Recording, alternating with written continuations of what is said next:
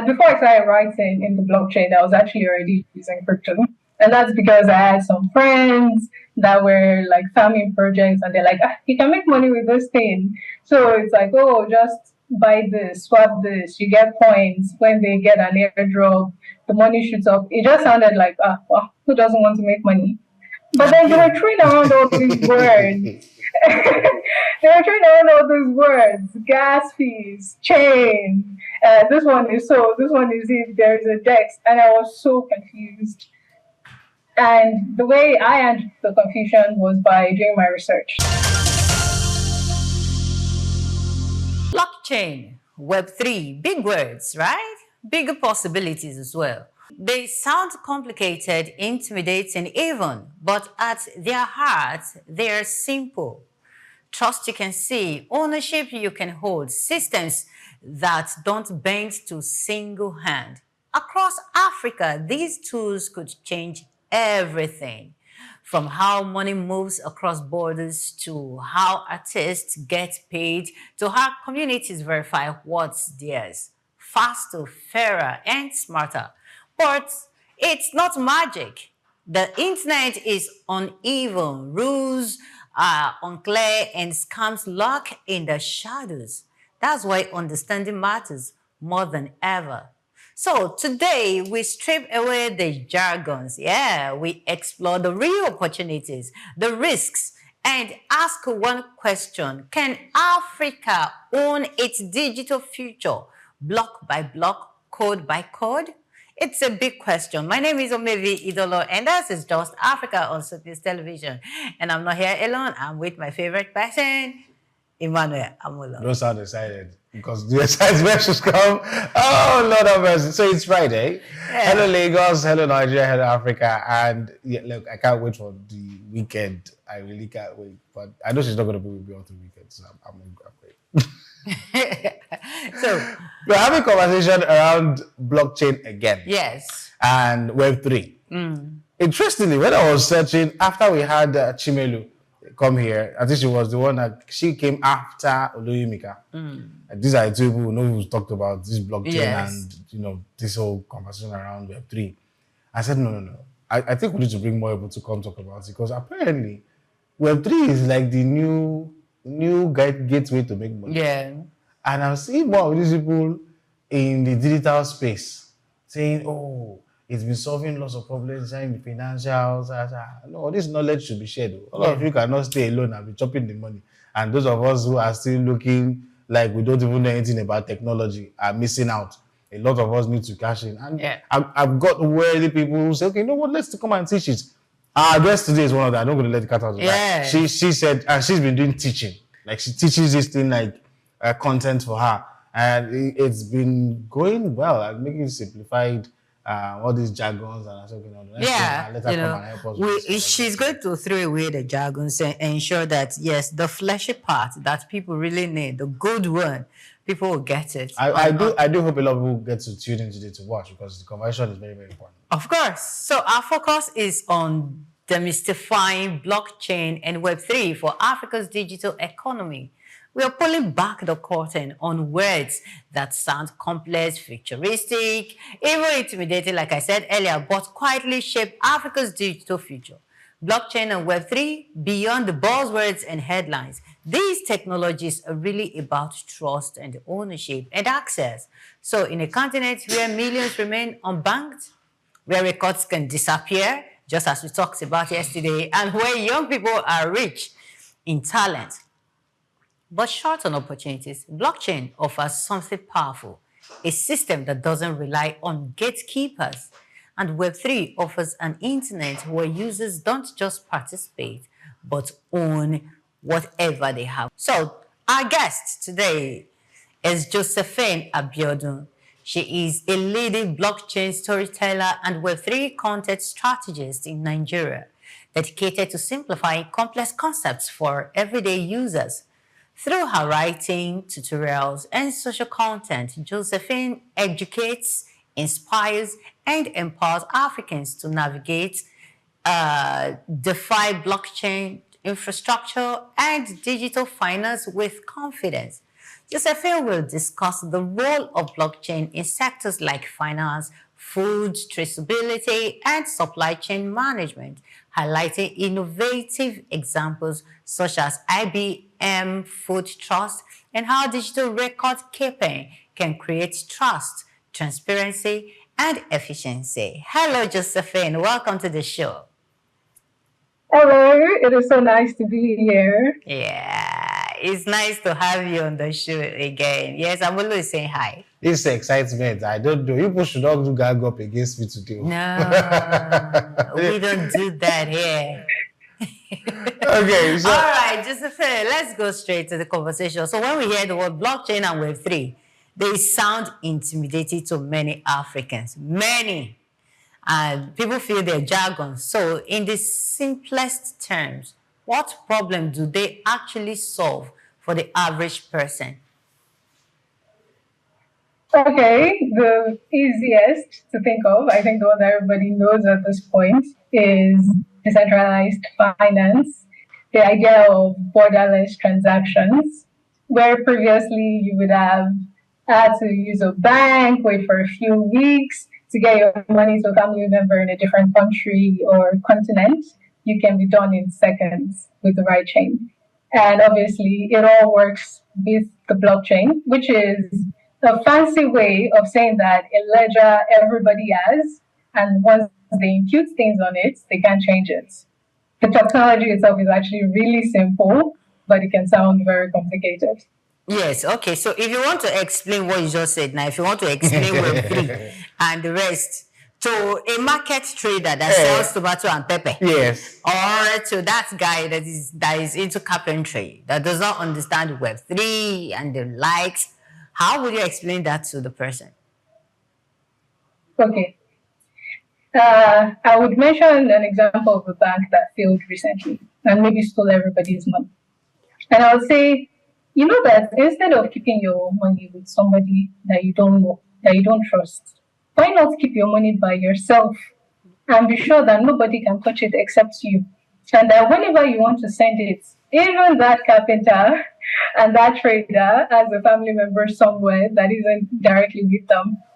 Like instead of running into issues with your bank or instead of waiting many days or getting ridiculous charges removed, why don't you use the blockchain instead? And I would recommend a very easy to use starter, like some wallets that won't make things complicated at all to them. Auntie Joe, I know I have to say it like that because you make this thing look like it's so easy, right? How long have you been doing this blockchain Web3 conversation? How long have you been in it? Well, 6 years now. We've become that. This is 2026. I started since the lockdown, so we started it's been a while. Yes. Is it that there was a course that was shared and many of us did not get the memo? I think, okay, for me, before I started writing in the blockchain, I was actually already using crypto. And that's because I had some friends that were like farming projects and they're like, you can make money with this thing. So it's like, oh, just buy this, swap this, you get points. When they get an airdrop, the money shoots up. It just sounded like, well, who doesn't want to make money? But then they were throwing around all these words. They were throwing around all these words: gas fees, chain. This one is so. This one is if there is a DEX, and I was so confused.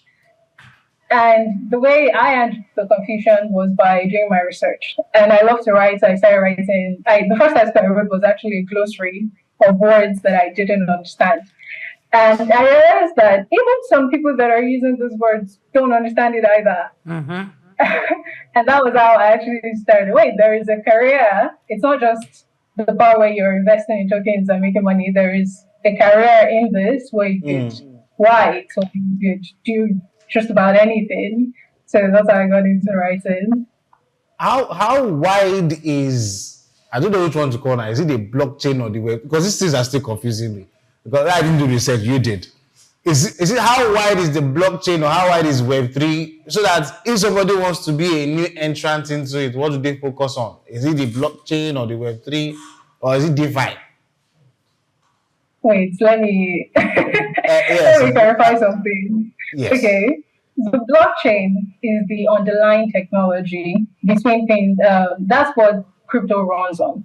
That's what. Okay. That's the supply chain idea, food traceability. All of these things use the blockchain. You can think about it like the internet. If you want to get into what even involves the internet, everything. So think about the blockchain as the internet for all these applications. They all run on it. But Web3 is a more nascent concept. It's the idea of a decentralized internet. So the Web3 is actually different from blockchain, but they have a lot of overlap. So the person that came up with the term Web3 is Gavin Wood, and he is very utopian in his ideologies. So he's trying to create an internet that isn't run by these big data firms. They're like, you search something and in like 5 minutes you're getting an ad about it. They're maybe using your data, they're selling it. So the idea of Web3 is you own your data. If you want to make money off it, it's sure. If you don't want anybody to touch it, it doesn't get touched. And that's where Web3 came from. When you're getting into it, don't be confused. Don't honestly read a lot and pick these words. You see that though they're all they're still somewhat different. But for someone starting out, just know that the blockchain is what it runs on. After that, you won't have to think about it again. You know that Web3 is an idea of a decentralized internet, right? Okay. It's just a word. Then you focus, okay, what do I want to do in this space? Do I want to be an engineer? Do I want to be a product manager? And then do I want to invest? And then you get to niche down on what you actually care about. So there are so many things in the Web3 space that somebody can do. A lot. Okay. A whole lot. Okay. Okay. Do you want to tell us about it? Okay. You mentioned engineer. Go on, just break it down. Okay. So when you start out, just like I did, it was just crypto that I knew of, right? And what you're saying is the other end of this project, where they're like, oh, sure, you can use a wallet. And if you swap enough tokens, maybe you get a few points. When they release their native tokens, you get some money. But that's just for investment. Everybody knows Bitcoin as well, right? Bitcoin runs on the blockchain. It's a cryptocurrency. But those are tokens. We have Bitcoin, we have ETH, we have Sol, and countless others. There are actually thousands upon thousands of tokens. But when it comes to the space itself, you can also work in the space. And that's something it's a growing network, Super Team in Nigeria does. They try to teach people to earn through crypto, not just like everything else that's like, oh, just put in some money and wait for it to skyrocket. So if you intend to start a career, you can actually build products. Just like there are devs that build all these Web2 apps you use, there are people that manage websites, there are people that write content, there are product managers, there are hiring managers. Every single career has its equivalent in the blockchain as well. Like, don't think about it just according to finance. Think about the advantages of building a career in a developing, highly sophisticated space. Okay, thank you very much, Josephine. It's a lot, really. It's a lot. But I want to ask, how can you use your work to impact, away from cryptocurrency, just as you said now, because on here Web3 and blockchain, we just focus on cryptocurrencies and the like. So, but how can we use this now in other sectors like food, like security, agriculture, and the rest? Yes. I'm happy you mentioned food traceability because it's a really popular one these days. In fact, there's this Nigerian or African project called Binkabi. And what they do is work with restaurants and local farmers for food traceability. But on the bigger scale, we have something like IBM Trust. Now, I don't know about you, but recently there was this Nestle food callback for Yes, baby yes, yes, formula. They said something was yes. wrong. Yes, exactly. So, with something like IBM Food Trust, which runs on the blockchain, instead of taking days to investigate, oh, what went wrong? When was this added? You can narrow it down within seconds. And that's the power of the blockchain. What Wow. it does is that I'm going to use two big words that are not as fancy as they sound. The blockchain has two key characteristics: immutability and traceability. Hey God. What immutability means is that things you put there cannot be changed after. So it's not as easy as, oh, I wrote that I sold this, then I'll go back and put it to like 70 after stealing. Or after I've sent it, nobody knows how to get to me. Maybe the document goes missing. None of those can happen with the blockchain. And so every step of the way in this food chain to your Nestle baby food, you know when the maize was harvested, you can trace when it was moved to the warehouse, where it was processed, where social additives were added, and you get to see that. And that gives you trust in the food you consume that, okay, this is safe. And if there is a problem, it becomes that much easier to roll back the dial and go, okay, so where did this go wrong? Was it at the farmer? Was it at the warehouse? Was it at the factory? And that's one of the advantages of the blockchain. It's universal. Everybody that's plugged into the network has it the moment there's a change in it. There's no lag. And they can't go back and change it because they're trying to remove blame from themselves. So it's a wonderful concept. Are there companies that are already implementing or using the blockchain system? Yes, I mentioned two, and that's on a very big scale because it's IBM. We have the IBM Food Trust, but then we have an African company also doing it on a smaller scale. They're working with indigenous farmers, they're working with local restaurants so that they can trace their food from its planting to harvesting to every step that brings it to the restaurant. And that's Binkabi. Yeah. And then IBM, like I said, does it on a far larger scale. And what they've done with food traceability is remarkable. Okay, I want to ask you, this one, I hope it doesn't sound too personal. What made you decide that, okay, you see this thing like this, apart from COVID? Yes, you've already said that. You want to make It money. was the money Yeah, during COVID. during COVID. But coming down to the point where you have to simplify it for other people to understand, you used it in form of storytelling, you used it to inspire them. What made you say, okay, yes, let me go this route? Okay, two things. Like I said, I started out like everybody, and I didn't understand a lot. So I understand what it means to just stumble across an article that actually addresses something you don't understand, like you're not expected to understand it. Like you're genuinely talking to people and you're saying, it's fine to start from scratch, but this is how you get here. And then the second part of it is because we're Africans and we're mostly consumers right now in crypto. There are so many fabulous products, so many chains, so many ecosystems, but Africans are still not really building in the space as much. Obviously, there are some really good projects out there that are from Africa. But generally speaking, even with the influx of people into crypto, a lot of them are still consumers. And I was hoping that with storytelling, with articles that simplify it, that make it sound like, hey, you too, you can do this, people would be more invested in building in the space and stop thinking about it as a way to get in and get rich quickly. Okay, Joe, Auntie Joe.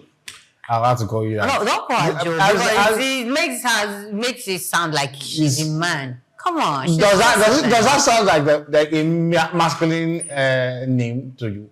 No. Anyway, I was reading one of your articles yesterday, and you mentioned something about privacy token. See, look, everything about I'm not gonna lie, we are still novices. But when you use some of these things, we begin to wonder where it falls in. Okay, so you already explained that blockchain is on its own. It's just a pathway. Web3 now has plenty things. Which one is this privacy token again? Where do we begin?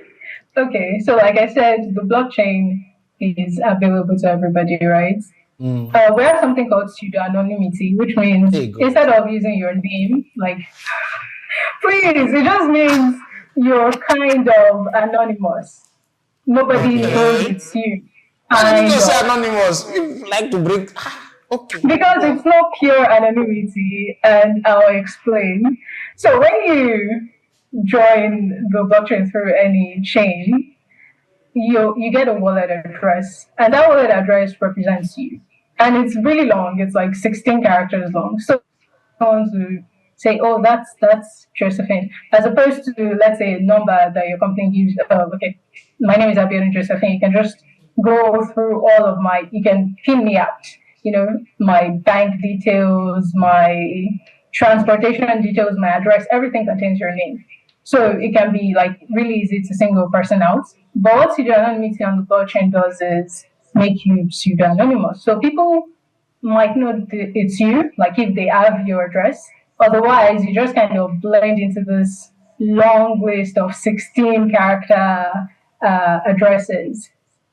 So, moving further, now where do privacy tokens come in? Despite the anonymity of blockchain and all its advantages, you're not relying on a central network, you can make really fast transactions, cross borders, countless opportunities.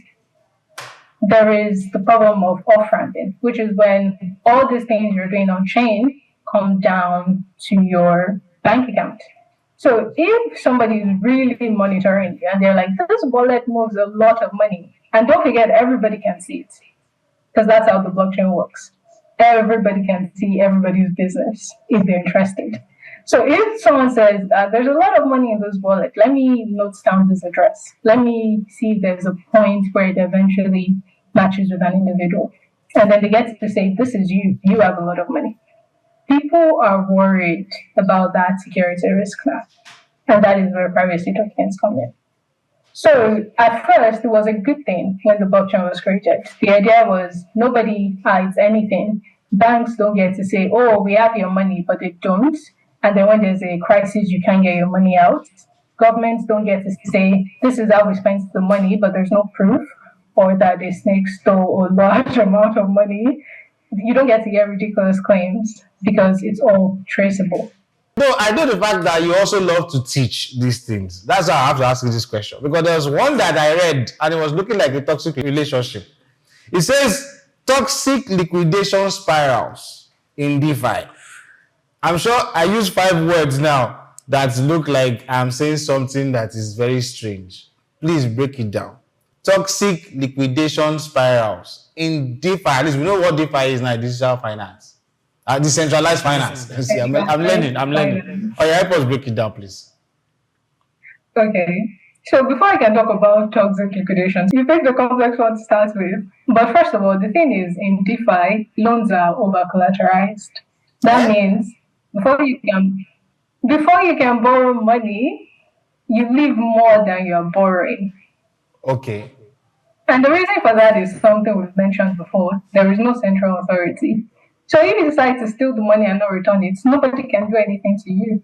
That is why lending protocols, like the one I talked about in the article, Aave, they over-collateralize loans so that you are more likely to return the money when you know that you are losing more than you're gaining when you steal it. So the article in particular talked about how a protocol could still lose money even though the user left more than they took away. Okay. And that is because of things like bad debt, which is when a token suddenly drops in value. So, for example, they borrowed a stable coin, but they left a highly volatile token, a large quantity of it. So at the time it met the parameters, but then the token suddenly bottomed out in value, which means the lending protocol ended up losing more money and the user left with that. They didn't bother to return it. So the article goes deeply into math. You would see like the screenshots of some formulas, and it can sound very complex, but at the bottom of it is just loans are over collateralized, which is supposed to be a deterrent to stealing from a lending protocol. But despite that, there are flaws in the protocol that can be exploited, and so they end up losing money. and the article goes in depth into the calculations that and the adjustments that can be made to cover those flaws. Wow. Okay, so if I am a novice, which I am, and I want to decide to play in this DeFi space or DeFi platforms, what would you advise me to pay attention to regularly? Okay. We use many words, but like this one, DYOR, it means do your own research. We also say not your keys, not your coins. But the center of this point is be very security conscious. Be very security conscious. DeFi that's the first thing. Like if you want to play around in DeFi, watch, like be security conscious. Because like we said, it's decentralized. It's the Wild West. There is no police, there is no bank, there is nothing. So people can do anything. There are people that have been in the space for many, many years and they still get hacked, or they're tired and they send money to the wrong chain and it's gone, or they mistakenly share their seed phrase in a really obvious place. So there are many ways. I don't want to scare anybody. Believe me, it's very doable. But don't be scared. It's still very doable, but if things in mind is what keeps you safe. Because even experts need to be reminded. Know that security is the leveler. Whether you're new to the space, whether you've been there for many years, you still have to be security conscious. So when you get in, don't try to do very complex transactions straight up. And the beauty of this is there are many people around who are also getting it. So like, I just want to send this, do a little bit and do it. Don't say, oh, I'm just getting started. Let me jump straight and start using this very complex application. Make sure that whatever you're working with, you understand. Because as long as you keep your capital, as long as you don't get burned starting out, you'll be more resilient, you keep learning more, and you'll succeed in the space. Yes, I love the fact that you talked about security. Because for many people, crypto now sounds like scam. How do Africans, you agree with me, yeah, right? How do Africans tell the difference between innovation and exploitation? Okay, it's good you brought it up actually. You're right, whenever people hear about crypto, they just go, it's a scam. But the flip side of that is some people think crypto is just a get rich scheme, right? You bring in whatever money, you invest it in this token, it's going to go times 100 and then get out. And that is actually why people think it's a scam. Because when you get in and then you lose a lot of money, you just go, I'm never touching that thing again. It's full of crooks. And so a more balanced attitude is to approach it like any other field. Like instead of thinking about crypto just from the investment point of view, I strongly recommend thinking about careers in crypto, thinking about how the skills you already have to convert to that. And a big deal, a great way to increase this positive attitude around crypto is education, like what you guys are doing right now, like what I do through my articles and what countless others are doing when they talk about working in the space, so that people are less intimidated and people are less scared as well. They don't just automatically assume that it's something negative. It's not. There are scams in crypto, and the same rules apply. If it sounds too good to be true, it probably is. If somebody is telling you, I'm going to 20x your money, ask how. Because anything that is volatile enough to give you 20 times your money in a few days will probably lose your money as well. So just don't enter with that, I'm going to make money quickly mindset. And don't also think about it as something negative. It's like any other space, there are still normal frauds today that have nothing to do with crypto. So you stay safe and you stay open. Okay, so what are some of the misconceptions? Because you've already told us how what to look out for. Red flags. Red flags. You've given us red flags. But there are still some misconceptions, which one of them is, once you hear the name crypto, run for your life. Like scam. So, other misconceptions, what are the other things that people say wrongly about crypto? Just like we're doing right now and saying crypto is assuming that crypto is everything. Right? They don't think that there are other uses to the blockchain apart from for investments and for the money aspect. which is why I was like, okay, there are so many others. You can use the blockchain for healthcare. You can use it for food traceability, which is something we discussed prior. The supply chain mechanisms. So there's a lot of it. Even in governance, there are dApps that are trying to fix electoral fraud.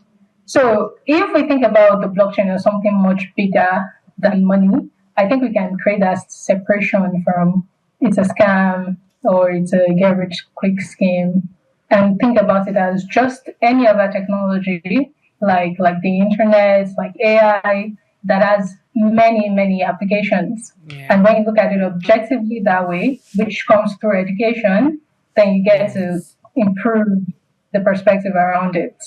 Yeah. Awesome. I like the fact Yes. that you've explained that the blockchain itself or the Web3 technology can go to any sector. Because at some point when you first said healthcare, like, again. Then I said government, I said, again. So essentially, no sector can do without it, if we're being honest. So how can the African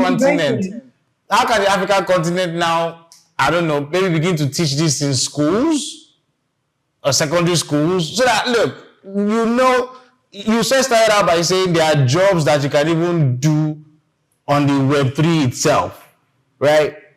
Do I have to now wait till I get to university to learn about it? Or I can start now so that the kid who just finished secondary school can start to earn? Exactly. So it's possible. Yes. So how do you have to learn it? How do you learn it? Right now, there is no school for Web3 or blockchain or crypto. And I would say our governments are not very positive on it, which also contributes to people's attitude about it. But choose personal education and choose a community. So Web3 is actually very big on communities. While the government itself, some governments, because I've worked with this project, the city of Lugano, and it's a city-backed, it's a government-backed blockchain, right? And they are encouraging their citizens to use the blockchain, to use the wallets, to use the stable coins, even to cut through some like really bureaucratic processes. But since we don't have that yet, we have individuals that are stepping up and communities that are stepping up. I've mentioned Super Team before, there's also Base. So there are always other people who are saying, hey, in fact, I'll teach you, join our community. We have meetings, we have hackathons, we have even crash courses that will teach you how to get a skill and then work in the space. And maybe eventually our governments will catch on and you can have like these courses in school. Because there's a big focus around self-employment right now, on self-empowerment. Hopefully the blockchain factors into that at some point. So which of the different sectors has shown a lot of promise on the African continent? You've been playing in this space for a while. Yeah. Which sector really uses the blockchain technology very much, or the Web3 technology? Which one? For Africa, the largest applications right now are for cross-border transactions and for off-ramping and on-ramping, which is just buying cryptocurrencies, selling them to your local currency, or for transferring to other people.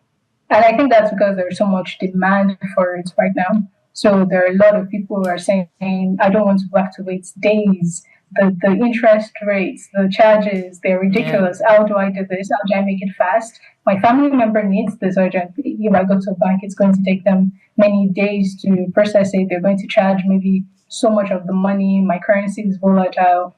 And so stablecoins are appealing. Cross-border transactions are there are so many. There's a Yellow Card, Ubuntu Tribe, there's Moment, so many African applications that are solely for cross-border transactions, for stablecoins, and for on-ramping and off-ramping. Let me ask a very novice question, very ignorant question. So if you send me a stablecoin, can I convert it to physical cash? You convert it to money in your account, then you have to withdraw. Hold on. Say that again. I didn't catch it. Cash. I send you a You want physical stablecoin. cash. Yeah, Yes. essentially, I want physical cash. Essentially, I want physical cash. Physical cash. But you send me a stable coin. What do I do with it? Okay, so you receive your stablecoin in a wallet address. And now most wallet addresses are very sophisticated that once you receive it, you can just convert it to, in my case, Naira, and to whatever local currency you have.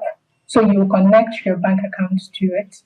Okay. So instead of going to bank to, let's say, deposit Naira and somebody wants to collect CJ somewhere, and then you have to wait for them to convert it, they will apply their charges, they'll say maybe you take so days.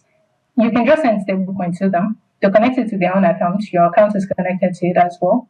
And they'll just withdraw it through their card. In fact, there are some applications that already have a Web3 card, like Cast card, and you can use it like any other debit card, but it's loaded with stablecoins, and you just withdraw in that currency. Wow. That's beautiful. Yeah. Okay, so earlier you said that the government is really not doing so much for that sector. So right now, what message do you have for those in authorities and private sectors as regarding blockchain and Web3? I think that the entire world is onto the blockchain right now. There has never been as much attention to it as there is right now. They're state-backed, like I said, state-backed blockchains. Some states are creating their own stable coins. Many governments are into this. And I'm afraid by the time we finally start paying attention, it'll be too late.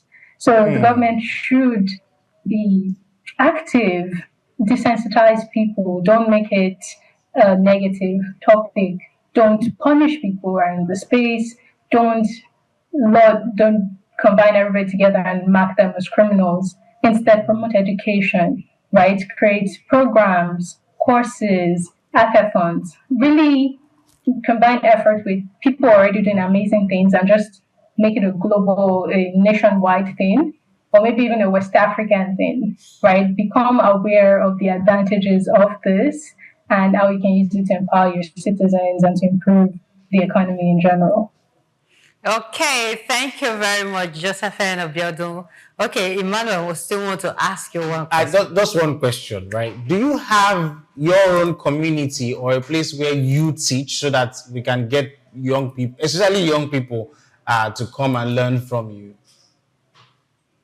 No, I do not right now, but I was part of Super Team when I was in Loring for a bit, and they are in Nigeria. But mostly I independently write my own articles. But there are many communities like that, and I really recommend Super Team because I've worked with them. But there are others. Can you refer one or two? Okay, so Days as well. They have a network here. Days? I think some Days. How do you spell that? That's Coinbase. Okay. Oh, Coinbase. Okay, Base. Yes, like Coinbase. So there are others, and the reason I can't readily recommend more is because I wasn't as active in this communities, which wasn't taking advice. But like I said, there are a lot of them. Just go on crypto, Twitter. I feel like Twitter is really good for crypto-related activities, and just check communities to learn to, and there are a ton of them. All right, thank you very much, Josephine, for coming on the show. But before you go, you're going to prove to us that you are truly an African. So please, just let us know where you're from.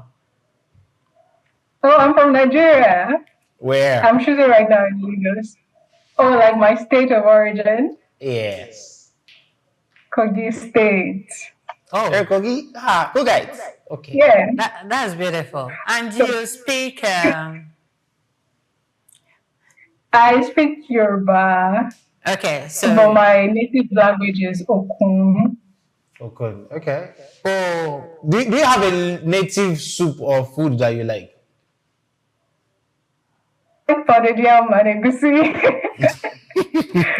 That's general. Okay, so you greet our viewers, you say hello to them, and you tell them to keep watching Just Africa on Soup News Television is it Okoni? Don't do Yoruba. No, not just Yoruba. Okay. I want her dialect. Okay. So that people will understand that yes, we have beautiful... that one. Yoruba. Okay. Okay. Okay. All right, let's go with the Yoruba that. People run through it in my head to make sure that will come out well. Just do Yoruba, don't worry. So we're waiting for you. Okay. Ẹ ṣeun tẹ́ wo program mi. Ẹ máa wo Souk News. Just Africa. Okay. Shut up. Okay. All right, thank you very much. Okay. All It was right. nice having you. Have an amazing day. And same. So, Thank you Amalo. so much. Yeah.